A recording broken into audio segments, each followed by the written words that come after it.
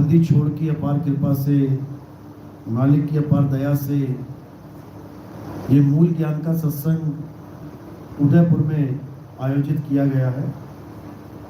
बहुत बड़े भाग होते हैं उन जीवों के जो अपने पूरे जीवन काल में एक बार भी इस मूल ज्ञान को सुन पाते हैं, और उससे भी बड़े भाग होते हैं उन जीवों के जो इस मूल ज्ञान को थोड़ा सा भी समझ पाते हैं।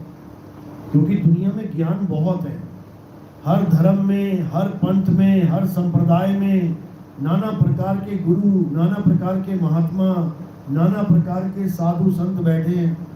कुछ ना कुछ आपको समझाते रहेंगे, आप जाओ तो सही एक बार, कुछ ना कुछ बताते रहेंगे, आपका मार्गदर्शन करते रहेंगे।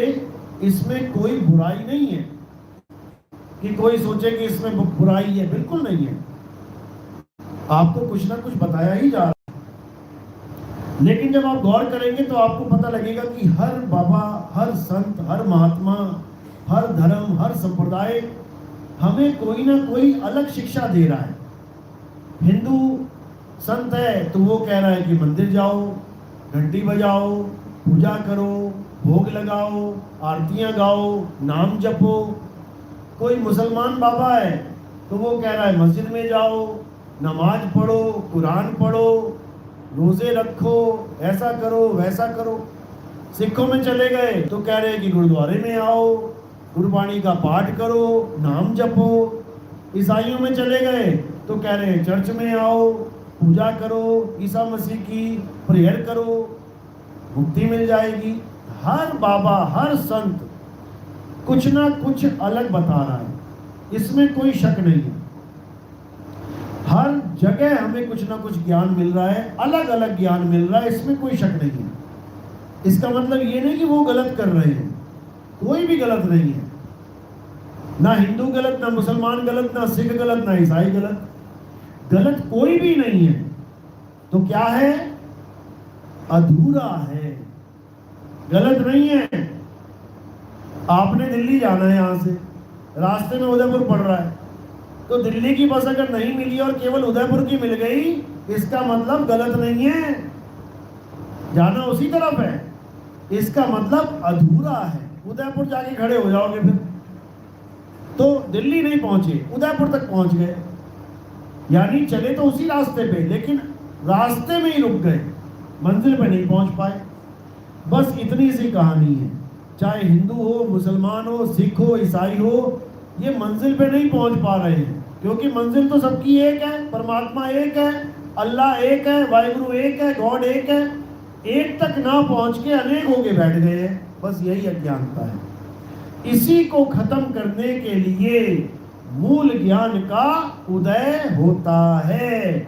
मूल ज्ञान का मतलब ये नहीं है कि तुम्हें हिंदू से मुसलमान बनाने आया हूँ, मुसलमान से तुम्हें सिख बनाने आया हूँ, सिख से तुम्हें ईसाई बनाने आया हूँ, बिल्कुल नहीं। मूल ज्ञान का मतलब है तुम्हें अनेक से एक करने आया हूँ। मूल का मतलब है जड़। ऊपर से पेड़ अनेक दिखाई दे रहा है। अनेक कैसे? अनेकों शाखाएं, अनेकों पत्ते, अनेकों फल फूल। लेकिन जब नीचे उतर के जाके देखोगे तो जड़ कितनी मिलेंगी? एक। वो एक ही जड़ हर प्रकार के तने को, हर प्रकार की शाखाओं को, हर प्रकार के फूल पत्तों को भोजन प्रदान कर रहा है, ऊर्जा प्रदान कर रहा है। तो उस एक मूल को जानोगे तो सब एक हो जाएंगे, और मूल को छोड़ के ऊपर चले गए तो फिर अनेक हो जाएंगे, और अनेकों में फिर झगड़ा है, लफड़ा है, फिर दंगे हैं, फसाद है। एक हो जाओगे तो सेफ हो जाओगे, फिर किसी से तुम्हें खतरा ही नहीं है। जब सब एक ही हो गए तो कौन किसे मारेगा? कोई किसी को नहीं मारेगा। तो आज का सत्संग अनेक से एक होने पर है, असत्य से सत्य होने पर है। आज का सत्संग सारे संसार को एक करने के लिए है। तो आज का सत्संग शुरू करने से पहले परम पिता परमात्मा के नाम पे जयकारा लगाएंगे और फिर सत्संग शुरू करेंगे। बोलिए परम पिता परमात्मा की, सतगुरु बंदी छोड़ कबीर साहिब की, सभी संतों की, सभी भक्तों की, सभी महात्माओं की, इस गांव नगर बस्ती की, आज के आनंद की, सतगुरु मदनपति साहिब की, दीवान जवाहरपति साहिब की, सतगुरु राम सेवक साहिब की, सतगुरु वैरागपति साहिब की, सभी संतों की, आज के आनंद की, सकल हंस को बंदगी, साहिब बंदगी सबकी। तो कबीर साहब और भी जितने संत हैं सबका एक ही संदेश है, और वो संदेश क्या है कि सत्य को जान लो, सत्य को पहचान लो, तुम और तुम्हारा स्वरूप क्या है इसको अच्छे से जान लो। अगर सबने ये जान लिया तो सबके भ्रम टूट जाएंगे, सब एक हो जाएंगे और ये पूरा विश्व एक झंडे के नीचे आगे खड़ा हो जाएगा। हर प्रकार का जात पात का भेदभाव, रंग रूप का भेदभाव, अमीर गरीब का भेदभाव सब खत्म हो जाएगा और हम सब एक परमात्मा के बच्चे एक होके एक मालिक की भक्ति करेंगे, तब सबका कल्याण होगा, तब सबको मुक्ति मिलेगी। तो एक कैसे होंगे, उसके लिए हमें ये जानना पड़ेगा कि अनेक कैसे हो गए। कबीर साहब समझा रहे हैं, आए एक ही घाट से, उतरे एक ही बाट, और बीच में दुविधा पड़ गई, हो गए 12 बाट। यानी एक ही जगह से हम आए हैं, सब मालिक के बच्चे कहां से आए हैं, एक ही जगह से, लेकिन इस संसार में आके अलग अलग होके रह गए। कारण क्या हुआ, बस ये समझना है। तो सबसे बड़ा कारण जो हमें अलग कर देता है वो क्या है, वो है 52 अक्षर। आप देखोगे जंगल में अलग अलग प्रकार के जीव जंतु रहते हैं, जैसे शेर हैं तो आप देखोगे कि सारे शेर एक जैसे ही हैं, हिरण हैं तो सारे हिरण एक जैसे ही हैं, हाथी घोड़े हैं तो सब एक जैसे हैं, उनमें कोई भेदभाव नहीं है। कुत्ता है तो कुत्ते ही हैं, बिल्ली है तो बिल्ली है, चिड़िया है तो चिड़िया ही है। लेकिन इंसान ये बड़ा छोटा बन बैठा, ये ब्राह्मण क्षत्रिय शूद्र बन बैठा, ये अमीर गरीब बन बैठा, ये अलग अलग जात पात में बटा हुआ बन बैठा। किसकी वजह से, अक्षरों की वजह से। जब तक अक्षर नहीं थे तब तक ये जानवरों की तरह बिल्कुल सेम था। कभी कोई जानवर आपने ऐसा नहीं देखा होगा कि कोई कहे ये ब्राह्मण हाथी है, ये शूद्र हाथी है, ये वैश्य हाथी है, ऐसा कभी नहीं देखोगे। ये ब्राह्मण हिरण है, ये वैश्य हिरण है, ये शूद्र हिरण है, ऐसा कभी नहीं देखोगे। लेकिन ये इंसानों में देख लोगे, ये ब्राह्मण जी आ रहे हैं, ये शूद्र है, ये वैश्य है, ये क्षत्रिय है। अब ये भेदभाव हुआ तो हुआ कैसे, केवल अक्षरों की वजह से। जैसे ये अक्षर बने, आ आ ई ई उ उ का खा गा, ये कोई परमात्मा ने नहीं दिए हमें कि परमात्मा ने अक्षर देके हमें भेजा था यहाँ पे, बिल्कुल नहीं। परमात्मा तो आज भी नहीं भेजता अक्षर के साथ बच्चों को। तुम्हारे घर में जो बच्चे पैदा होते हैं उनके पास कोई अक्षर नहीं होता कि वो हिंदुस्तान में पैदा हो गया तो हिंदी बोलने लग जाएगा। सिखानी पड़ती है उसको कि वो अंग्रेज का बच्चा है तो अंग्रेजी बोलना शुरू कर देगा, सिखाना पड़ता है उसको भी ABCDEFG। या अरब देश में पैदा हो गया तो अरबी बोलने लग जाएगा, सिखाना पड़ता है उसको सब। यानी ये अक्षर परमात्मा की देन नहीं है। ये किसकी देन है, ये इंसानों की देन है। इंसानों की बुद्धि चली, किसी ने हिंदी अक्षर के भाषा खोज ली, किसी ने अंग्रेजी खोज ली, किसी ने अरबी खोज ली, किसी ने जापानी खोज ली, किसी ने ताइवानी खोज ली, किसी ने रूसी खोज ली। अलग अलग देशों में अलग अलग इंसानों ने अलग अलग प्रकार की भाषाएं खोज ली। और ये भाषाएं हैं क्या, केवल मुंह से निकलने वाली ध्वनि। ये केवल ध्वनि है जिसे हम अक्षर और भाषा मान के बैठे हैं। ये मुंह से आवाजें निकल रही हैं। जैसे देख लो बकरी की आवाज कैसी है, मैं, कुत्ते की भौं भौं, ये आवाजें हैं उनकी। ये तो हमने बना दिया कि वो मैं कर रही है।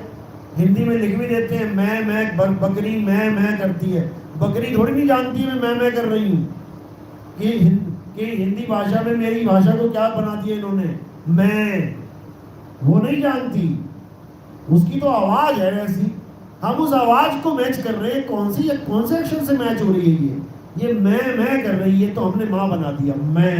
मैं कुत्ता भाव भाव, तो भाव बना दिया, ये हमने मैच करवा दिया अक्षरों के साथ। असल में वो केवल आवाज है। जैसे तोता, हमें लगता है कि वो हमारी नकल कर रहा है, हमारे जैसे शब्दों का उच्चारण कर रहा है, जबकि वो केवल तुम्हारी आवाज की फ्रीक्वेंसी को कैच कर रहा है। तुम कह रहे हो राम, वो तुम्हारी आवाज सुन रहा है, केवल तुम्हारी आवाज कब मोटी हो रही है, कब पतली हो रही है, उसको कैच कर रहा है। वो भी कर रहा है राम। तुम्हें लग रहा नहीं तो हिंदी में राम बोल रहा है, वो हिंदी पंजाबी में नहीं बोल रहा है, वो केवल तुम्हारी आवाज को मैच कर रहा है। तो इन आवाजों को हमने अक्षरों का नाम दे दिया, इन आवाजों को हमने अक्षरों में लिपिबद्ध कर दिया, इन आवाजों के द्वारा ही हमने अलग अलग चीजों का नाम रख दिया। इसका नाम रख दिया गिलास, गिलास। इसका नाम रख दिया पानी, पानी। है केवल आवाज, लेकिन हमने उस आवाज को लिपिबद्ध कर दिया। इसी प्रकार 52 अक्षर उत्पन्न हो गए। अब उसी आवाज के द्वारा हम एक दूसरे की पहचान कर रहे हैं। ये कौन है? धीरज। ये केवल आवाज निकल रही है मुंह से, धीरज। उसका नाम रख दिया कि आज के बाद में धीरज कहूंगा तो ये है धीरज, आज के बाद में पानी कहूंगा तो ये है पानी, आज के बाद में हवा कहूंगा तो ये है हवा। अलग अलग अक्षरों को हम इंसानों ने उत्पन्न कर दिया। उसी के द्वारा सब बट बैठे। ब्राह्मण, शूद्र, वैश्य, क्षत्रिय, इसी में बट के रह गए। अगर ये अक्षर हटा दिए जाए, ये काका गागा खत्म कर दी जाए, ये सारे जात पात खत्म हो जाएंगे, ये सारे नाम खत्म हो जाएंगे, ये सब देवताओं के नाम खत्म हो जाएंगे, ये अल्लाह वाहिगुरु गॉड का सारे का नाम खत्म हो जाएगा, ये देशों के नाम खत्म हो जाएंगे, ये ग्रहों के नाम खत्म हो जाएंगे, ये संसार के 3 लोक की सारी चीजों के नाम खत्म हो जाएंगे, क्योंकि 52 अक्षरों के द्वारा ही तीनों लोकों की सामग्रियों के नाम रखे गए हैं। इसीलिए गुरु ग्रंथ साहब में कबीर साहब कहते हैं 52 अक्षर लोक त्रय, यानी 3 लोक में दिखने वाली हर वस्तु को 52 अक्षरों के द्वारा लिपिबद्ध कर दिया गया है। 52 अक्षर लोक त्रय, सब कुछ इन्हीं माही, यानी 52 अक्षरों के अंतर्गत हर चीज आ जाती है। तुम किसी का भी नाम रख दो, चाहे उसको देखा है चाहे नहीं देखा है, लेकिन नाम सब रख के बैठे। किसी ने शंकर जी को नहीं देखा लेकिन नाम रखा हुआ है शंकर, किसी ने ब्रह्मा जी को नहीं देखा लेकिन लिखा हुआ है ब्रह्मा। यानी जो दिखने वाली चीज है उसको तो लिखा, जो नहीं दिख रहा उसका भी नाम रख दिया। तो कह रहे हैं 52 अक्षर लोक त्रय, सब कुछ इन्हीं माही, ये आखर खिल जाएंगे, वो आखर इनमें नाही। यानी ये तीनों लोगों के जितने भी सामग्री है, ये तीनों लोगों में जितने भी नाम है, ये सब खिल जाएंगे, खत्म हो जाएंगे एक दिन, वो आखर इनमें नाही। जो परमात्मा का असली अक्षर है, जो आदि अक्षर है, आदि क्यों बोला?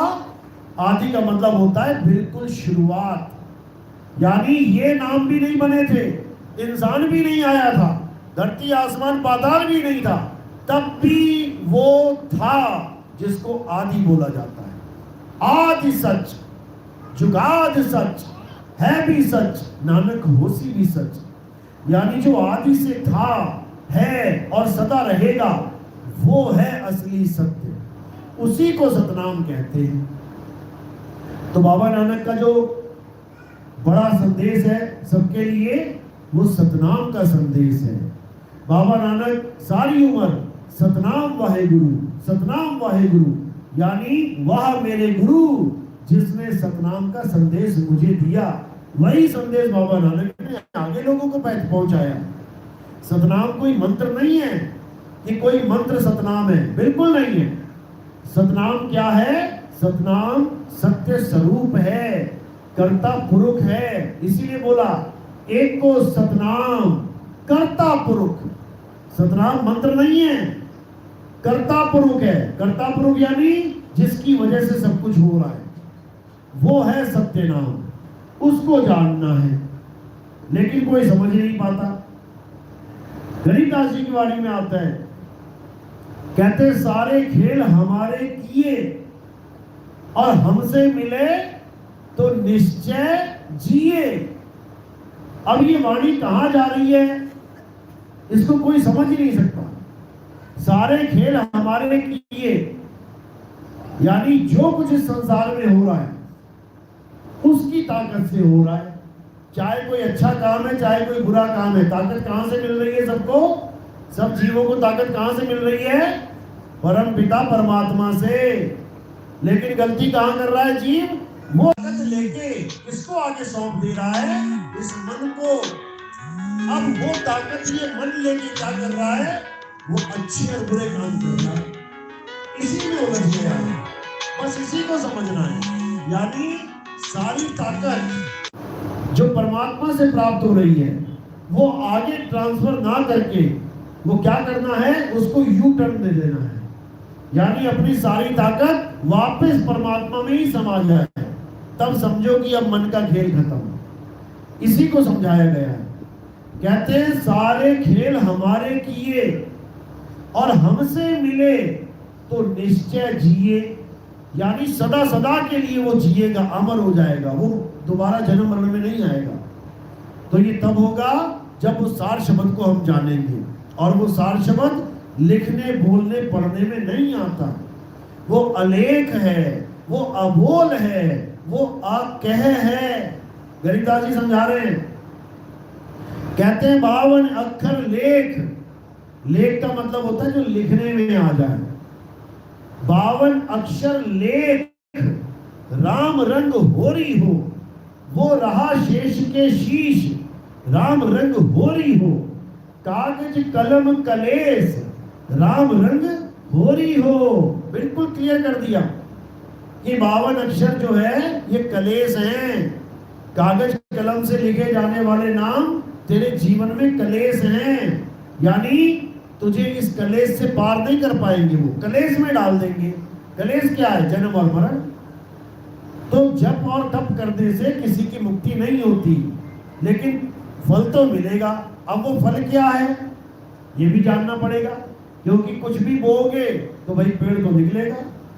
या तो आम का बोलो या बबूल का बोलो। आम का बोओगे तो लकड़ी भी मिलेगी और आम भी खाने को मिलेंगे, और बबूल का बोओगे तो आम तो नहीं मिलेंगे लेकिन लकड़ी तो मिलेगी, दातुन कर लो। तो इसी को समझ में बात चाहिए हमारे। तो जप और तप से मुक्ति नहीं मिलेगी, आम नहीं मिलेंगे, लेकिन कुछ तो लाभ होगा। अब वो लाभ क्या है?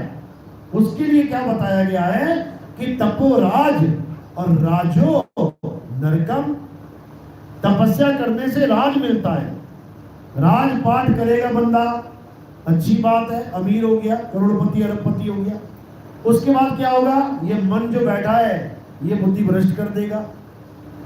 ये राजपाट जो कर रहे हैं इन सबकी बुद्धि भ्रष्ट हुई पड़ी है। क्यों? ये मन सोचने लग जाता है, मन ही मन भ्रम पैदा कर देता है कि मैं तो राजा बन गया, अब मेरा लेखा जोखा कौन लेगा, जो मर्जी करूं। तो उसके बाद ये भ्रष्टाचार करने लग जाता है, ये गलत काम करने लग जाता है। अब उसका फल क्या मिलेगा? तपो राज राजो नरकम। यानी इनडायरेक्टली जप और तप हमें राजपाट की तरफ लेके जाते हैं और राजपाट हमें नरक की तरफ लेके जाता है। तो कहने का मतलब जप और तप करने से हमें अंत में नरक ही मिलता है। तो जब नरक ही मिलना है तो इसको करना ही क्यों है? छोड़ो इसको। अब अगर इसको छोड़ दिया तो आगे क्या करें? क्योंकि सबसे बड़ी दुविधा क्या है? इंसान ने भगवान के नाम तो रखे, लेकिन ये गलतफहमी पाल ली कि भगवान के नाम जपने पे भगवान मिल जाएगा। ये गलतफहमी पाल ली इसने।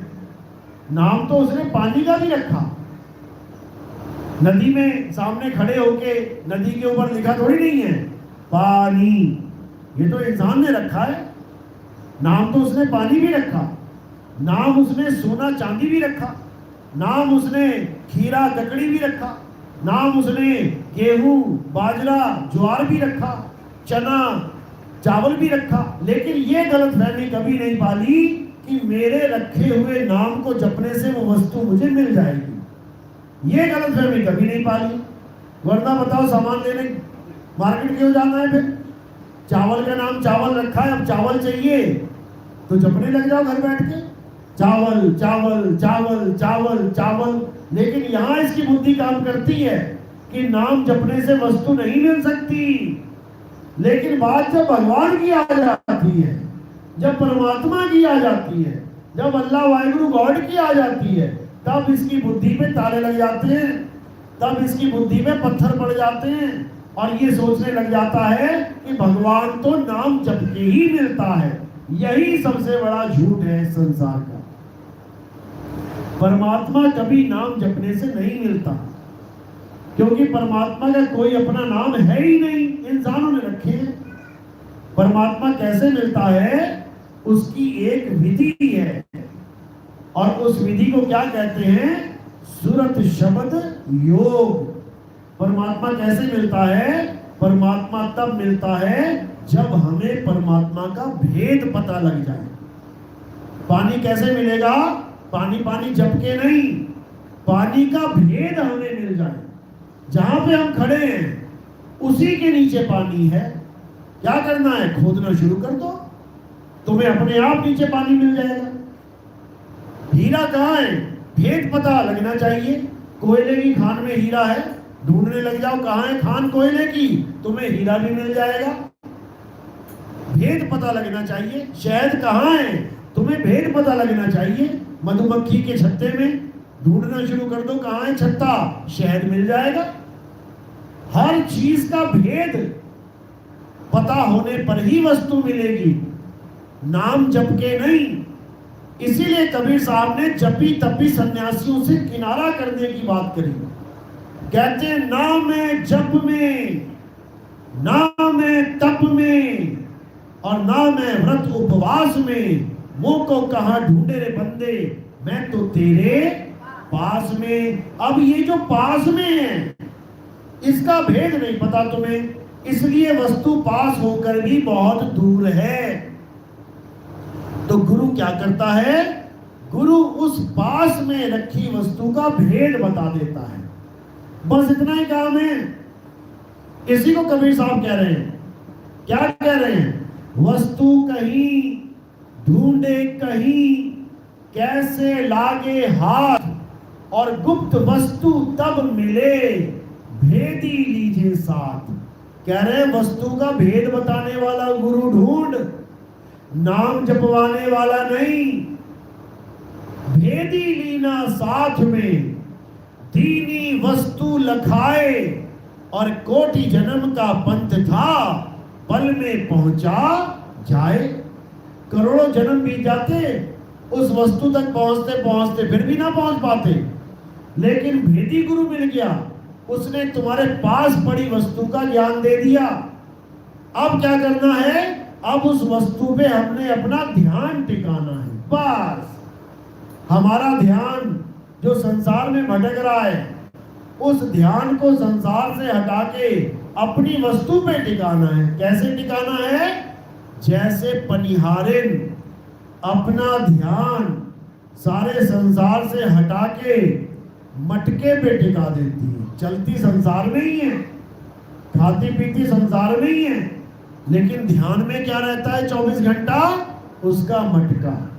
बस इसी तरह आपने क्या करना है? चलना रहना खाना संसार में ही है, लेकिन ध्यान को सुरत को संसार से हटा के अपने गुरु के द्वारा बताए हुए उस भेद में स्थिर कर देना है, उस वस्तु में स्थिर कर देना है। बस इतना ही करना है। तो क्या कह रहे हैं? सुरत फंसी संसार में, तासे पड़ गई दूर। परमात्मा पास होकर भी दूर क्यों है? क्योंकि तुम्हारा ध्यान परमात्मा में है ही नहीं, तुम्हारा ध्यान संसार में उलझ गया है। अब गुरु क्या करेगा? गुरु तुम्हारे ध्यान को संसार से हटा के उस शब्द में लगवा देगा। सूरत फंसी संसार में, तासे पड़ गई दूर, और सूरत बांध स्थिर करो, आठों पहर हुजूर। अब ये कौन सी भक्ति बताई? आठों पहर की। आठों पहर में कितने घंटे होते हैं? कितने? 24 घंटा। अब अगर 24 घंटा यही करना है तो माला कब फेर दी है? फेर दी नहीं है। तो नाम कब जपना है? जपना ही नहीं है। तो पूजा कब कर दी है? करनी ही नहीं है। तो तीर्थ कब जाना है? जाना ही नहीं है। कुछ करना ही नहीं है। क्या करना है? सूरत बांध स्थिर करो, आठों पहर हुजूर। बस इतना काम करना है, आठों पहर। अब आप सोचेंगे जी जागते जागते तो कर लेंगे, सोते सोते कैसे करेंगे? बिल्कुल वैसे ही करेंगे जैसे जागते हुए तो तुम कपड़ा बेच रहे हो और सपने में भी कपड़ा ही बेच रहे हो। सपने में भी ग्राहक आ रहे हैं, कपड़े खरीद रहे हैं, क्योंकि जहां दिन में ध्यान रहता है रात में सपने भी वैसे ही आते हैं। तो इसी प्रकार जब पूरा दिन सूरत को एकाग्र रखोगे तो भाई साहब रात में भी एकाग्र रहेगी वो। जब करोगे तब समझ में आएगा। तो इसलिए कबीर साहब यही समझा रहे हैं कि अब नाम जाप नहीं करना है, अपने ध्यान को स्थिर करना है। कैसे? जैसे एक पनिहारिन अपना ध्यान मटके पे स्थिर करती है। इसको सिमरन की विधि बताया कबीर साहब ने। सुमिरन की सुध यूं रहे, जीव गागर पनिहार, और बोलने डोलने सूरत में कहे कबीर विचार। यानी जैसे एक पनिहारिन अपने सिर पे रखे मटके को कभी नहीं भूलती, चाहे कोई पैसा दे रहा है पैसा ले रहा है पूरा हिसाब किताब रखेगी, चाहे कोई बातें कर रहा है हंसी ठिठोली कर रहा है हंसेगी भी तुम्हारी बातों पे, लेकिन ध्यान मटके पे रहेगा। इसी प्रकार 24 घंटा तुम खाओगे पियोगे, तुम काम करोगे, तुम नौकरी करोगे, तुम चलोगे फिरोगे, सब कुछ करोगे, खड़े भी होगे, लेटे भी होगे, बैठे भी होगे, 24 घंटा तुम्हारा ध्यान उसी तरह लगा रहेगा जैसे पनिहारिन की सुरता उसके मटके पे लगी रहती है। ये तब होता है जब तुम्हें वेदी गुरु मिलता है, मंत्र जंतर छुड़वा के सार शब्द का भेद बताता है। तो इसी को बोला गया है, सोई गुरु पूरा कहावे, जो 2 अक्षर का भेद बतावे, एक छुड़ावे एक लखावे, तब प्राणी निज घर को जावे। बिल्कुल क्लियर कर दिया कि 2 अक्षर का भेद बताने वाला गुरु मिल गया, वही पूरा गुरु है। अब तीसरा नाम, चौथा नाम, 5वां नाम नहीं चाहिए, नहीं चाहिए। केवल एक भेद समझ में आ जाए उस सार शब्द का, और वो समझने वाली चीज है, वो जपने वाली चीज नहीं है, उसको समझना पड़ता है। सार शब्द यानी आदि नाम समझने की चीज है, जपने की चीज नहीं है। और उसको वही समझ सकता है जो विवेकी है। ये मूर्खों के बस की बात नहीं है समझना। इसीलिए कबीर साहब ने बाणी में क्या बोला, आदि नाम हम भाग सुनाया, और मूर्ख जीव समझ नहीं पाया। यानी भाग भाग के समझाया उन्होंने। भागने का मतलब होता है बोल के। उन्होंने बोल बोल के समझाया कि वो जप तप नहीं है, वो मंत्र जंतर नहीं है, वो पूजा पाठ नहीं है, वो नारी पुरुष नहीं है, वो तुम्हारा स्वरूप है। लेकिन कोई समझ ही नहीं पाया, वो समझ ही नहीं पाया। आदि नाम क्या है? तुम्हारा स्वरूप है। कबीर साहब का नाम क्या है? सत्य स्वरूप है। स्वरूप ही नाम है, इसीलिए उसको सतनाम कहते हैं। क्यों? क्योंकि सत्य स्वरूप ही हम सबका नाम है। कहां लिखा है? कबीर साहब की वाणी में लिखा है।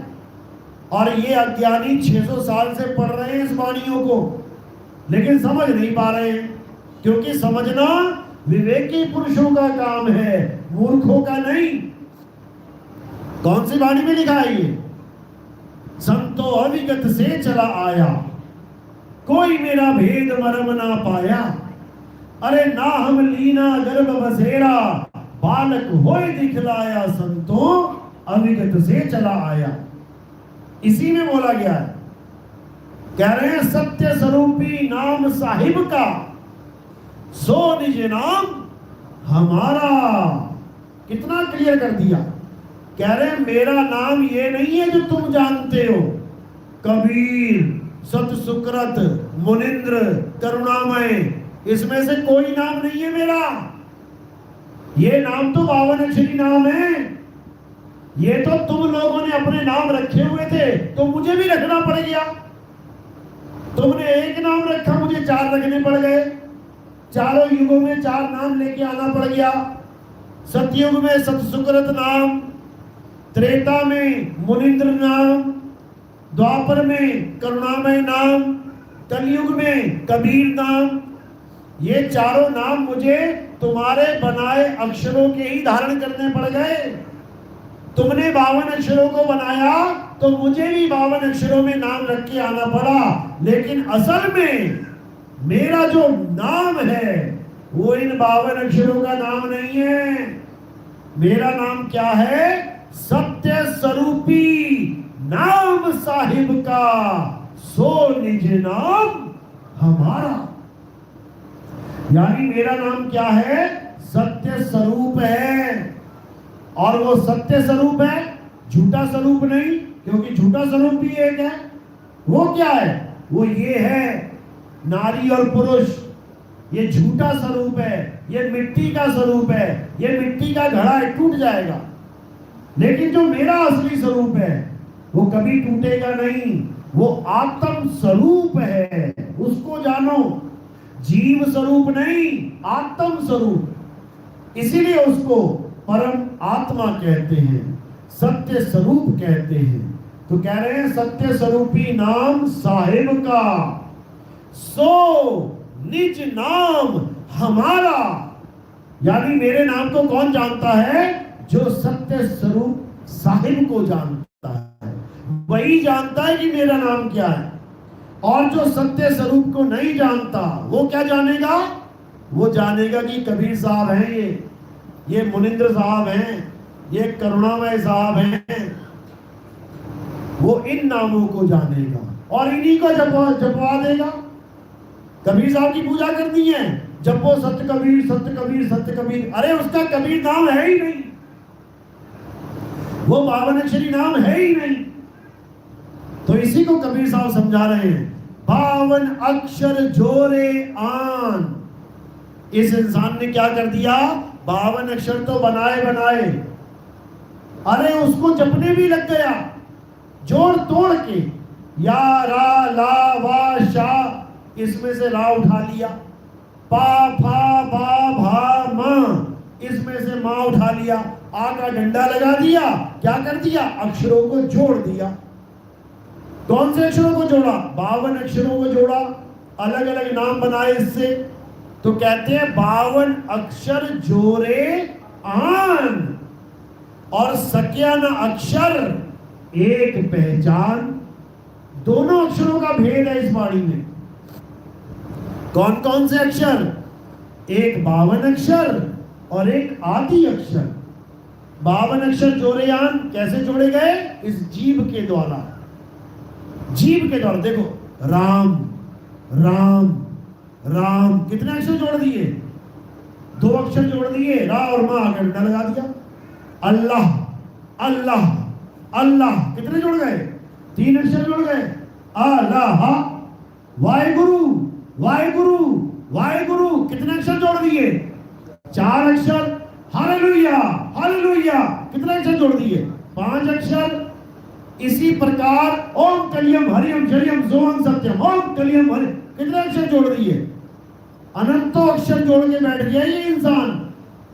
इन्हीं अक्षरों को जोड़ जोड़ के ये सारे बाबा लोग अपनी अपनी दुकान चला रहे हैं। केवल अक्षरों की दुकानें हैं ये। और जैसे ही अक्षर खत्म हो जाए सारे बाबा की दुकान खत्म। अब कहां से लेके आएंगे माल? माल दुकान में होगा तभी तो बेचेंगे। अक्षर ही नहीं है तो माल कहां से आएगा?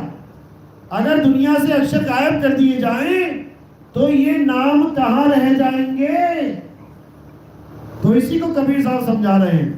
52 अक्षर जोरे आन और सकिया न अक्षर एक पहचान। अब वो एक अक्षर क्या है?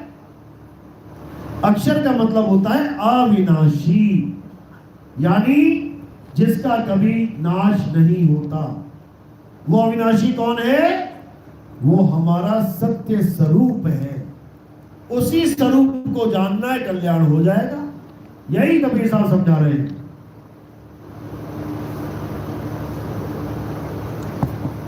कि शब्द हमारा तू शब्द का, सुन मत जा सरक, और जो चाहे निज रूप को तो शब्द ही ले परख। कहते हैं हमारा और तुम्हारा स्वरूप क्या है? शब्द स्वरूप है।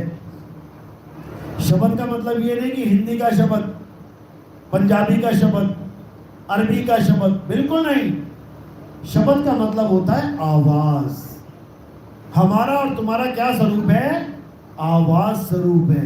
ये चमड़ा नहीं, ये चमड़ा तो खंडित हो जाएगा एक दिन, लेकिन जो हमारा स्वरूप है वो अखंड है।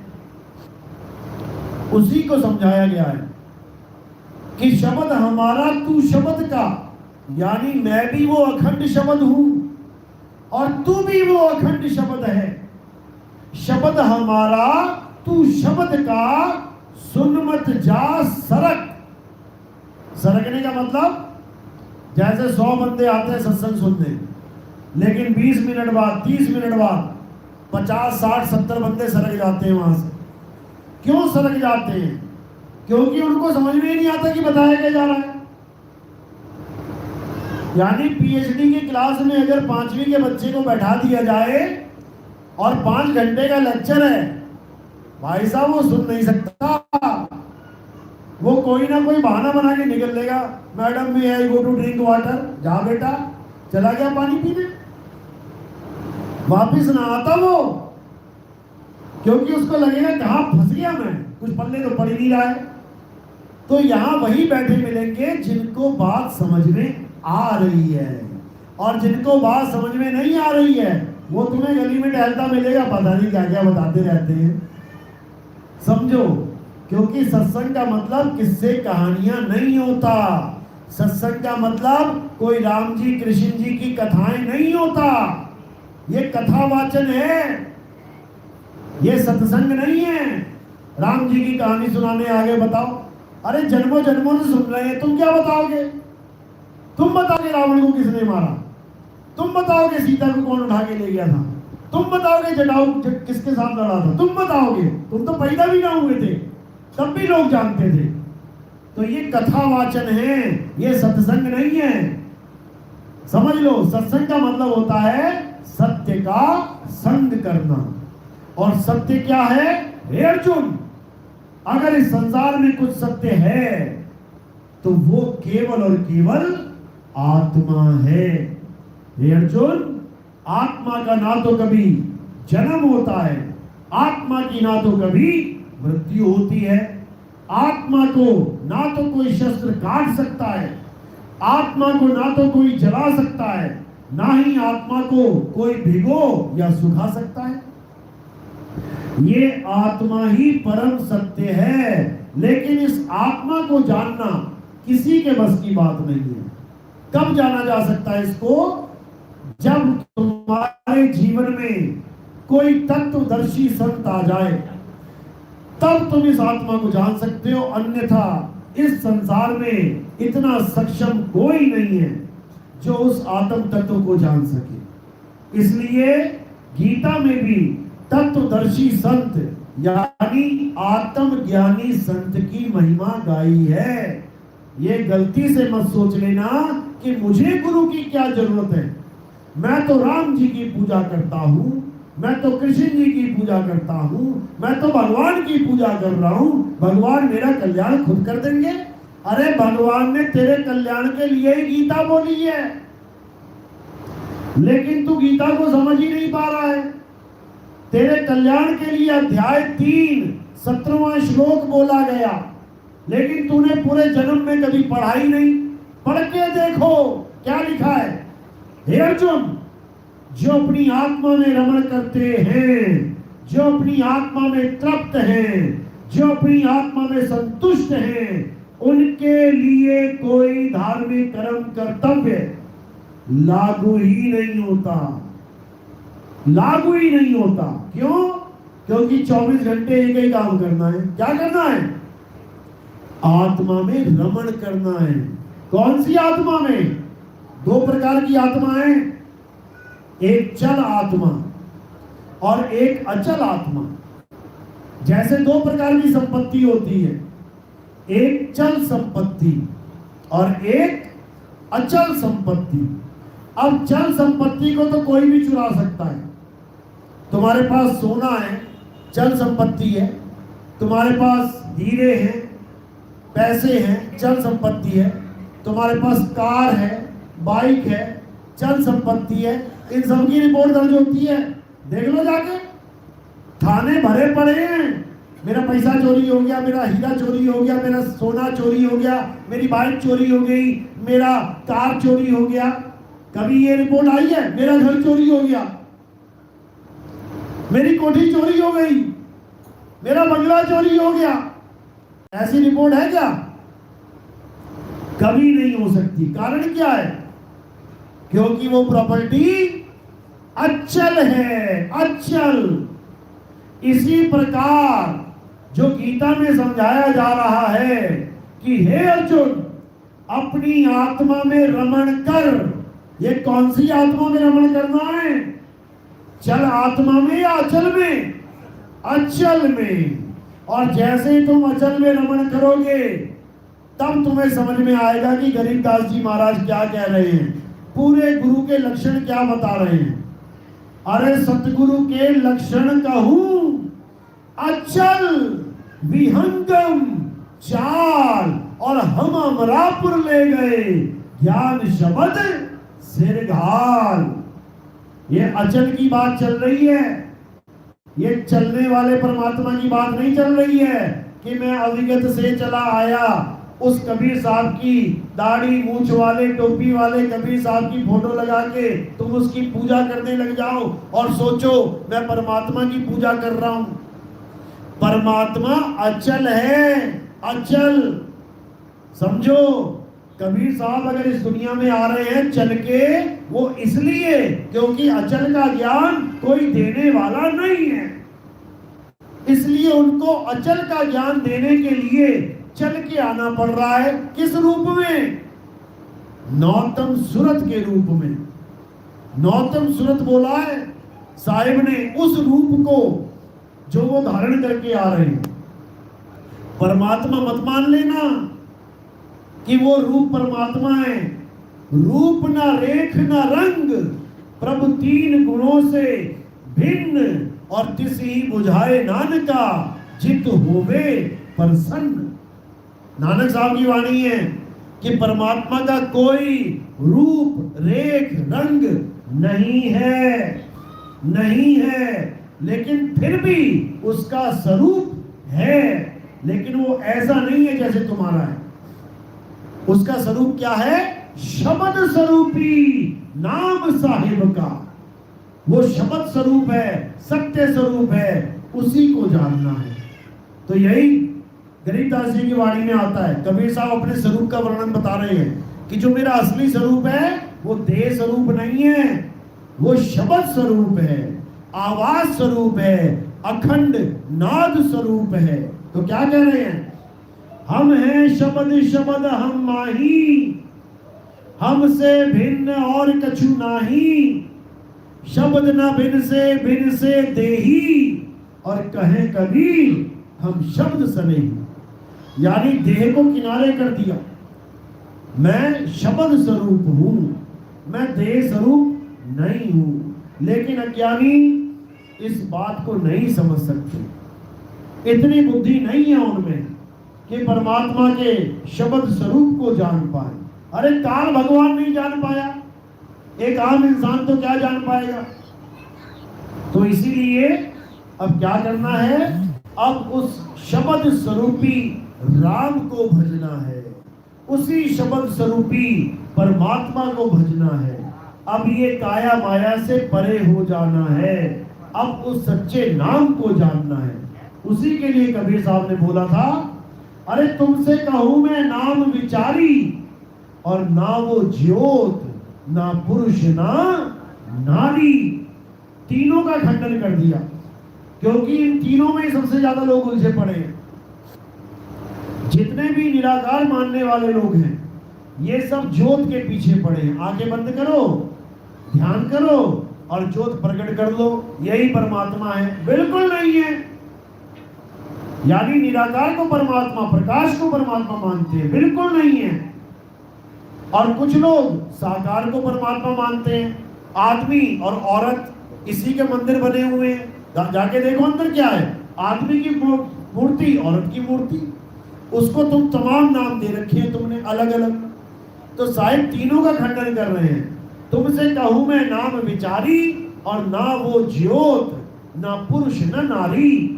परमात्मा ना तो ज्योत स्वरूपी है, और परमात्मा ना तो साकार है, आदमी और औरत जैसा नहीं है, वो शब्द स्वरूप है।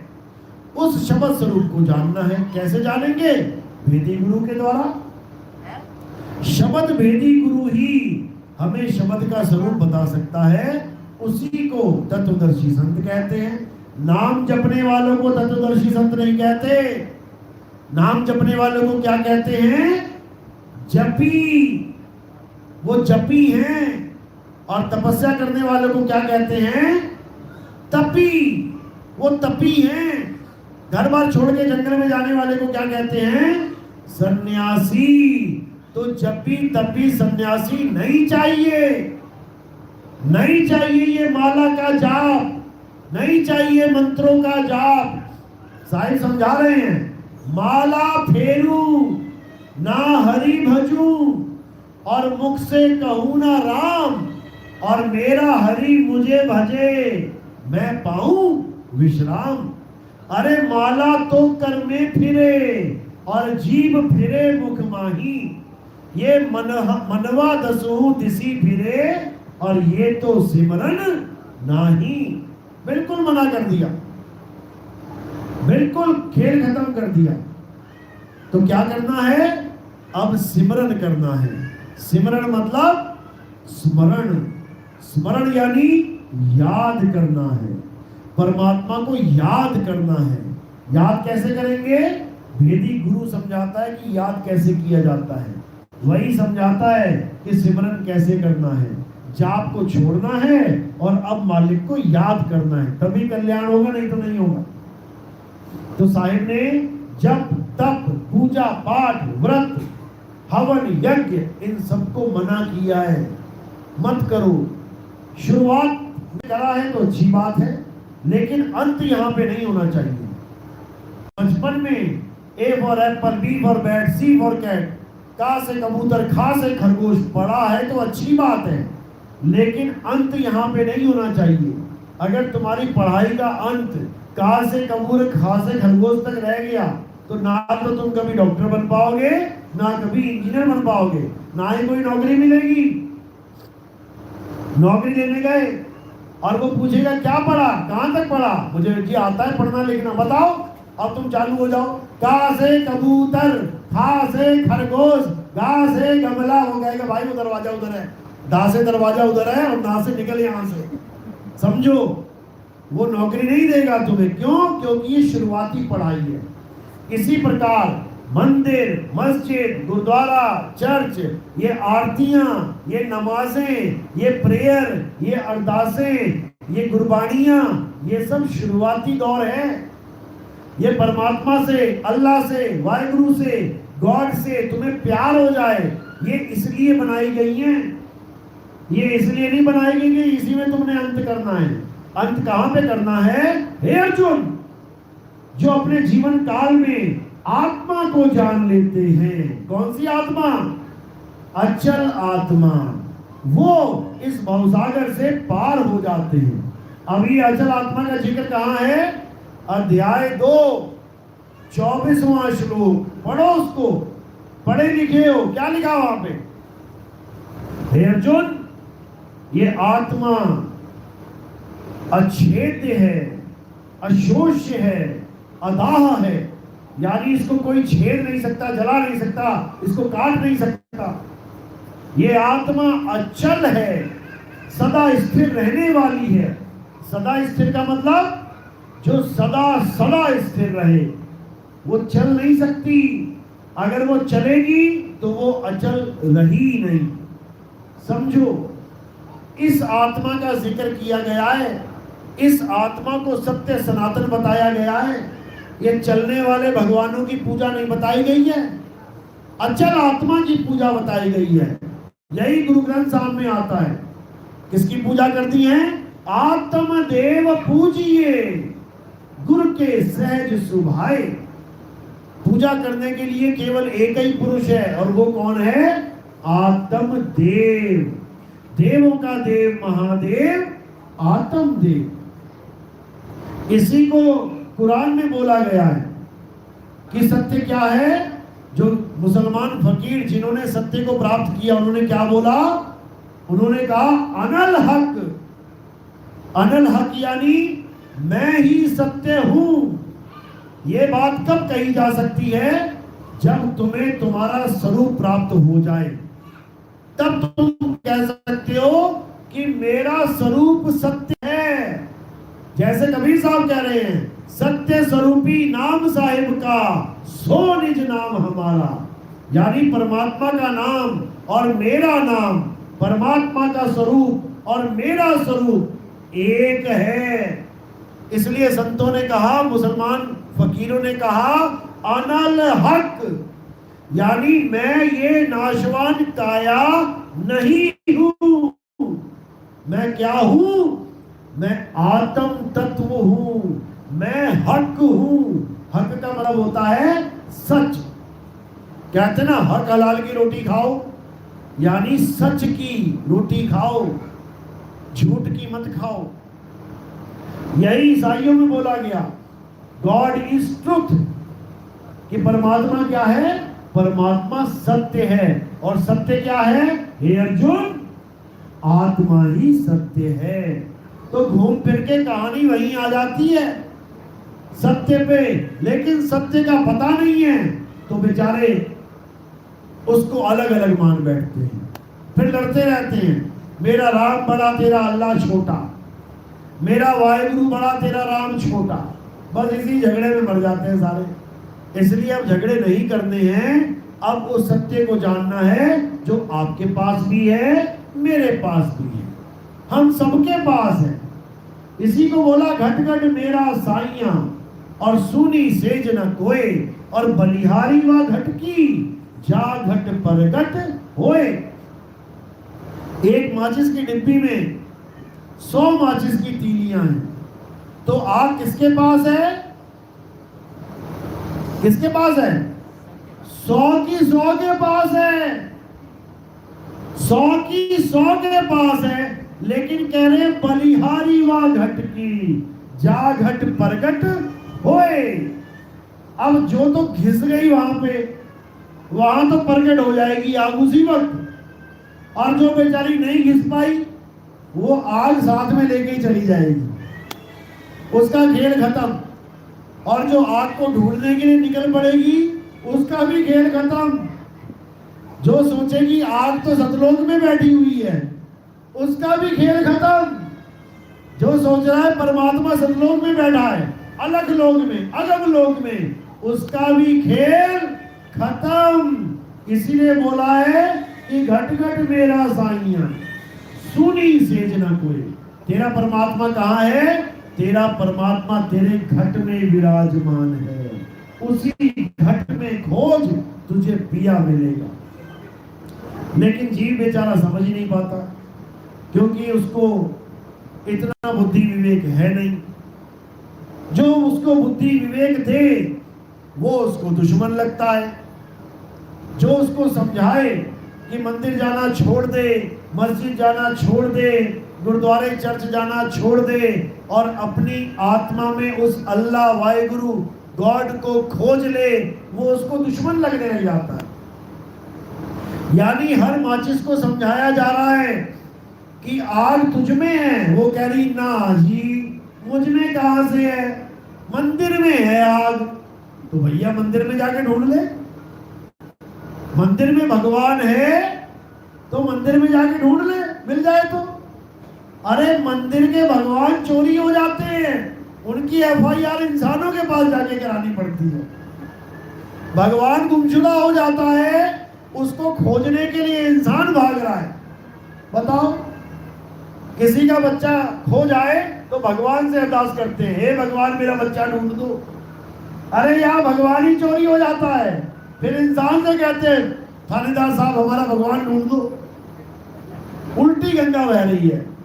इसलिए शुरुआत के लिए अच्छा है कि कम से कम मूर्ति पूजा कर रहे हो, किसी भी तरह से किसी भी उपाय करके भगवान से प्रेम करना सीख रहे हो, अच्छी बात है। जब तक लड़की की शादी नहीं होती तब तक उसको एक लड़के की फोटो मिल जाए, अच्छी बात है।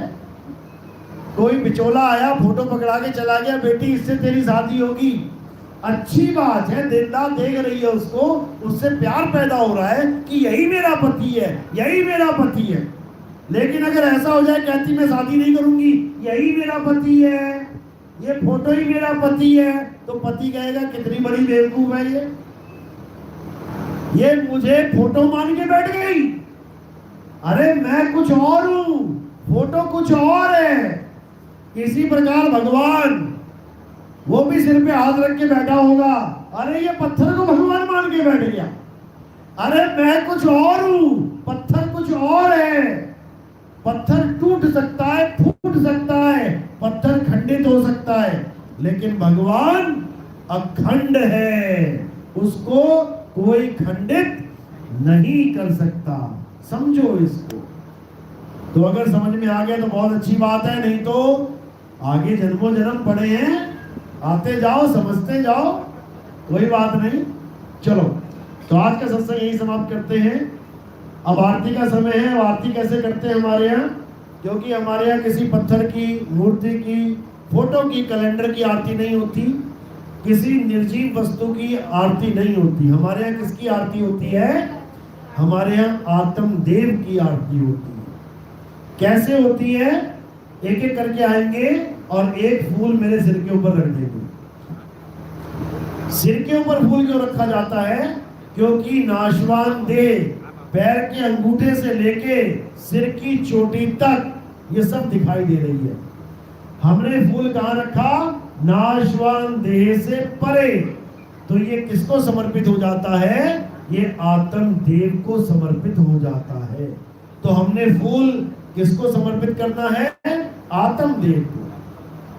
और कोई प्रचार प्रसार में योगदान करना चाहेगा, सेवा करना चाहेगा, तो वो सेवा केवल चरणों में रखनी है, क्योंकि माया का स्थान संतों के चरणों में बताया गया है। उस सेवा का हम क्या करते हैं? उससे हम प्रचार प्रसार में इस्तेमाल करते हैं। आप घर में टीवी है आपके, आप सुबह सुबह साधना टीवी और ईश्वर टीवी, अगर आप ये खोल के बैठेंगे, सुबह 6:30-7 बजे बैठ जाना, उसमें आपको कई बाबा लोग दिखाई देंगे जो 1-1 घंटा, 2-2 घंटा, 3-3 घंटा यही बोलेंगे, नाम जपो, नाम जपो, नाम जपो। तो जैसे ही बाबा ये नाम जपो करके जाएगा, वैसे ही मैं आ जाऊंगा और मैं क्या बोलूंगा कि नाम छोड़ो, नाम छोड़ो, नाम छोड़ो। तो जो मालिक के विवेकी हंस होंगे वो एकदम जागेंगे कि नाम जपवाने की बात तो सब कर रहे हैं, ये नाम छुड़वाने वाला कौन आ गया? तो मुझसे कांटेक्ट करने की कोशिश करेंगे। कैसे करेंगे? नीचे ही मेरा नंबर दिया होता है टीवी की स्क्रीन पे। तो जैसे ही वो ये बात सुनते हैं उसी वक्त फोन आता है कि भाई आप कहाँ, कौन से पंथ से हो, क्या बता रहे हो, नाम छोड़ेंगे तो करेंगे क्या? तो उनको हम लोग YouTube चैनल से जोड़ देते हैं। उसके बाद वो दिन रात हमारे सत्संग सुनता है और इस जीवन को सफल कैसे करना है इसको समझता है। तो ऐसे आप लोग का जो योगदान है उसको हम जीवों की भलाई के लिए इस्तेमाल करते हैं। हमने कोई आश्रम नहीं बनाया, 2010 से हम प्रचार कर रहे हैं, कोई आश्रम नहीं बनाया आज तक और ना ही कभी बनाएंगे, क्योंकि आश्रम की भूख कभी खत्म होने वाली नहीं है। देखो कोई बाबा आता है तो छोटी सी झोपड़ी में होता है, 100 बंदे जुड़ गए तो वही झोपड़ी पक्का मकान बन जाता है, 1000 बंदे जुड़ गए तो वही बाबा पक्के मकान से एक बड़ी सी बंगले में आ जाता है, लाख करोड़ बंदे जुड़ गए तो बड़े बड़े आश्रम घर बना देता है। तो ये हवस कभी खत्म नहीं होती, इसलिए हमने ये पाली ही नहीं है। हमारा सिद्धांत एक है, जागो और भागो। इस दुनिया में नहीं रहना है, इस दुनिया से अपने असली घर पहुंच जाना है, इसी को समझना है। चलो अब आरती होगी, आरती में सब खड़े हो जाएंगे और सत्संग यही समाप्त।